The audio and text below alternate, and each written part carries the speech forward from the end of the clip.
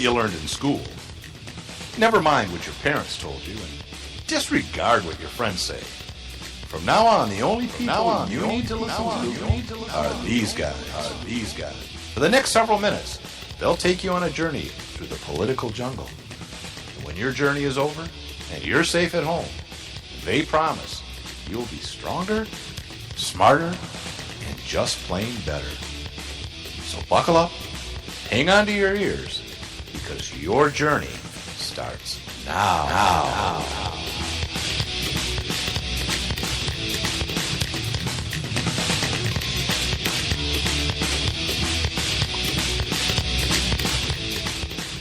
I want you to listen to me. I'm going to say this again.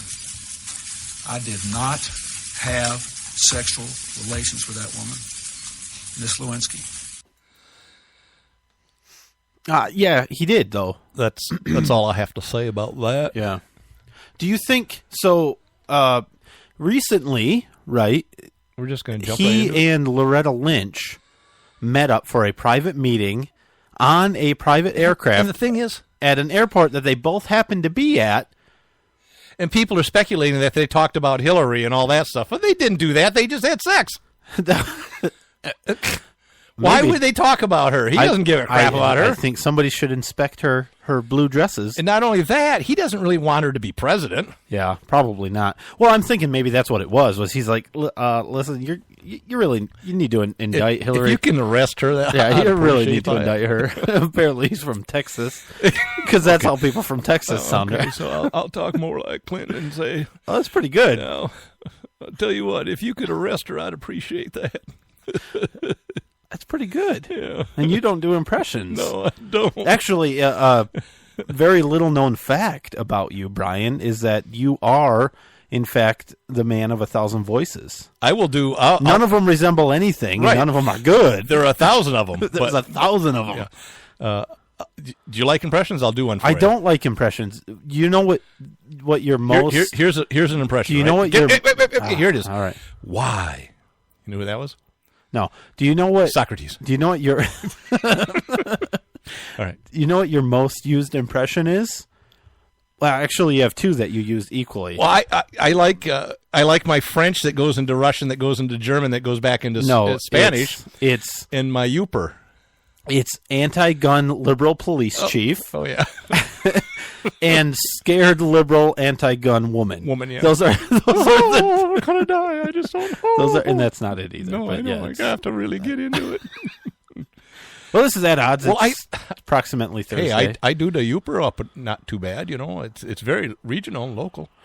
Yeah. But, okay. Anyways, let's get into something good. Hey, it's June 29th. Oh, it is 2016. Yes. The summer is blazing by. Mm-hmm.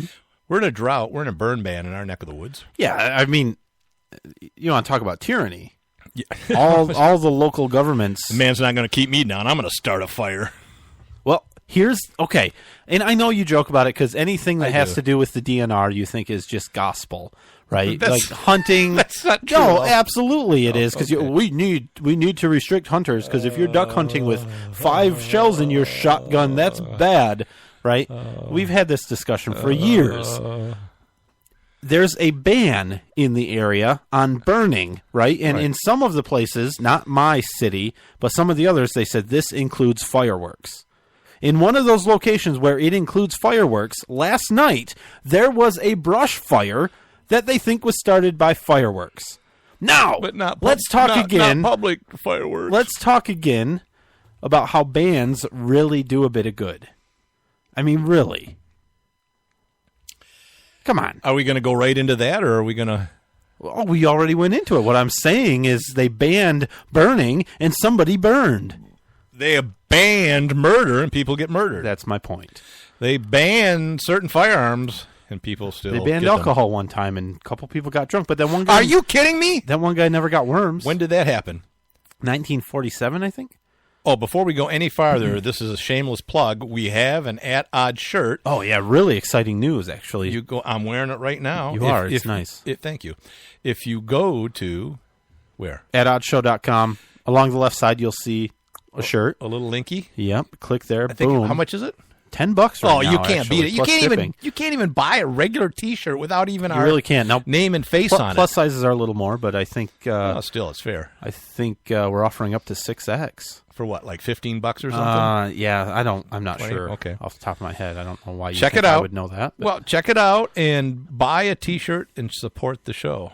It helps cover the costs of, I don't know. the talent. The talent. No, we get nothing out of it.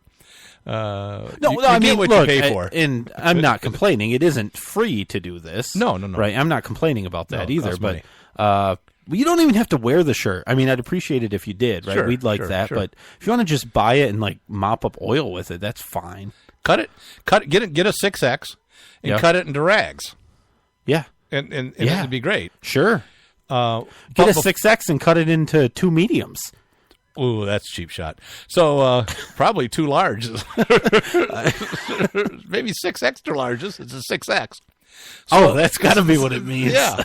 So, but more importantly, if you buy the shirt, take a picture of it and post it on our Facebook page. Before you mop up the oil with it. Well, please. no, I could do it afterwards.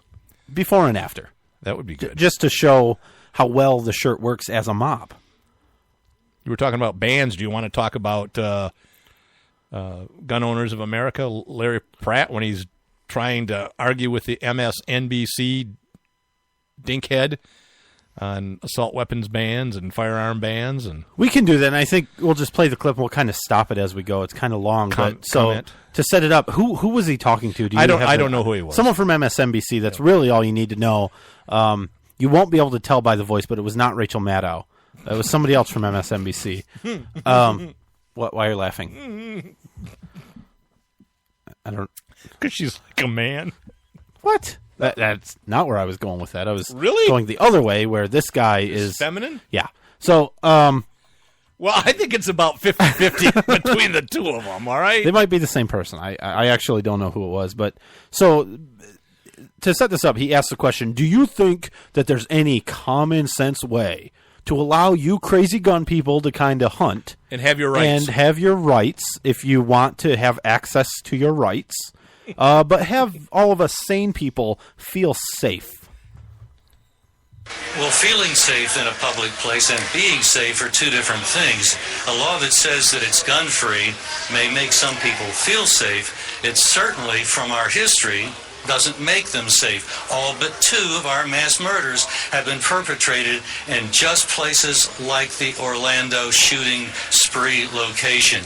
We've got to put a stop to gun-free zones. So you think that, and just, that's not my question. My question is Rachel? basically about people having access to being able to purchase a firearm as The opposed kind to of knowing gun- that there are people buying military-designed offshoot weaponry right now. And Weaponry. What's weaponry? I mean, and look, Roses, how romantic. I'm not one to make fun of people, No. ever. But when I don't, We do it all the time. Oh, okay. Moving on. and can have a clip of up to 30, can have a Glock handgun like the shooter did in Orlando. Should Americans have free access for a firearm to protect their home? Explain to us why a hunter needs a Sig Sauer MCX. Yeah, that's a good question. Why First does he went to protect your home, and then he jumped to hunter. Well, first he said, why do people need military assault weapons like a Glock? What? Well, just Yeah, sure, Okay. but come on. all right. It's The arguments- it's very standard Yeah. semi-automatic handgun. Handgun. Well, the Second Amendment is not about hunting. It's about protecting the right of the people to keep and bear arms that are able to enable them to resist tyranny. That was the experience in the 18th century. The British government tried to disarm the American people. They resisted that. It happened in Athens, Tennessee in 1947.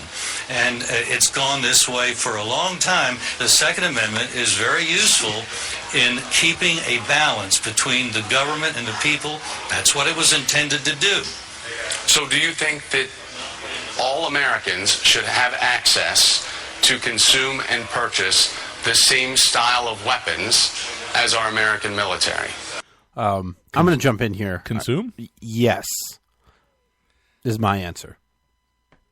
Yeah, I agree. Well, actually, we make a distinction. The American military uses fully automatic firearms. The firearm that was used in Orlando was a semi-automatic that has been available for probably 50 years on the American market. So we've got to be careful that we don't conflate things that are not the same at all.